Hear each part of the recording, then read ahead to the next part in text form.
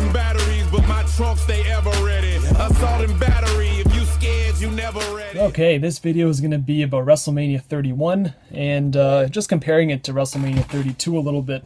And being the first time WWE really told us where the next 2 years would be, there's two ways of looking at it. You know, you get to know where both places are going to be. For myself, I know where I'm going to be traveling for the year of 2015 and 2016.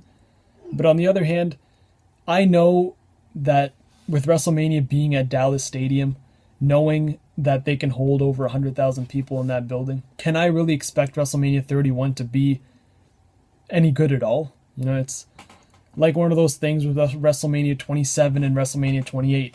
They had The Rock, and that was that one main selling point. I think for a lot of people going to WrestleMania in Atlanta, seeing The Rock come back for the first time after so long.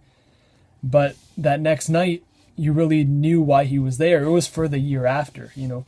I think for a lot of people, if they would have skipped out on 27 and they went to 28, they would have been perfectly happy and felt like they hadn't missed anything, because The Rock's whole comeback was to lead up to WrestleMania 28. Now with WrestleMania 31 and 32, I just think that WrestleMania in California is just a building block to build up to something that's going to be so much bigger and better, which is going to be at WrestleMania 32. You know, it's going to be in Dallas, and last time they were in Texas was for 25, and you had a Texas-based theme in some way or form or something. You had the whole Hall of Fame inductees or whatever were all from Texas. I can see the same thing happening, but instead of being in the Hall of Fame, you're going to have one major Texan, The Undertaker. He's going to be going to the Hall of Fame, and I can pretty much guarantee that Stone Cold is going to be making his long-awaited in-ring comeback. And if you guys listen to his podcast, you'll know that he gets asked this all the time, and he'll just say if for the right money, for the right situation, he'll do it. But as of right now, there are no plans. And this past, I guess, today's episode or yesterday's episode, he said there are no talks of doing 31, but 32 is not out of the question. And I think he knows deep down inside that 32 is probably the best bet for him. Being the place that Dallas, Texas is where his whole career started, in the Dallas Sportatorium. It's going to be the same place that his career is going to end, and what a storybook finish that would be for the career and legacy of Stone Cold Steve Austin. For The Undertaker, just another thing, you know, he just lost. Everyone thought it was his last thing, his last match at WrestleMania 30. Whether or not he does something at 31 is, I don't know, it really can go both ways. It's not like you're going to have a match for the streak. You can have that dream match with Sting. Win or lose, I don't think anyone's really going to care.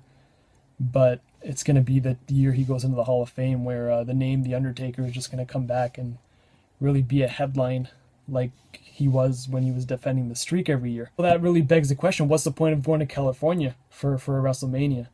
And for me, I've always wanted to go to the West Coast. It's one of those things that after going to a WrestleMania in general is to go to one on the West Coast, just to experience that West Coast feel. At a West Coast show, really. It starts at 5 o'clock. I've never gone to a wrestling show that starts at 5. Being like, by the time the show ends, it's not like 11 or 12. It's really the main reason. I've always wanted to go to the West Coast, never been to California, been New Orleans, Atlanta, Miami, Buffalo, New York, New Jersey, whatever, but that side of the world, no, never. To be honest with you guys, I wasn't looking forward to New Orleans at all. I remember when they announced it, I was kind of iffy on it, but once I was there, by the time that weekend was done, I wanted WrestleMania to be in New Orleans every single year. And I can really see San Jose or the California state being another one of those times where I just kind of hope and wish that, why won't they go back to the West Coast? Just don't see WrestleMania 31 being as extravagant as I think it could be. If they're going to save a lot of their big matches to fill up 100,000 people in a stadium, they really have to, I guess one WrestleMania has to bite the bullet, and that's going to be 31. I can see Rock and Triple H possibly happening, but if it doesn't happen this year, they'll probably do it next year. Stone Cold for next year, Undertaker, Hall of Fame next year. By next year, I mean 32, not 31, WrestleMania. But hey, I could be wrong. They can throw out a huge, blowout, amazing WrestleMania like they did for 24.